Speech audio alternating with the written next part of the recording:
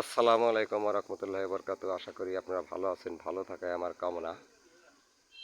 আজ আপনাদের সামনে একটা ভিডিও নিয়ে হাজির হয়েছি। ছাদের যে রিলিংয়ের জন্য যে আপনাদের নইচা লাগে, এসব মাল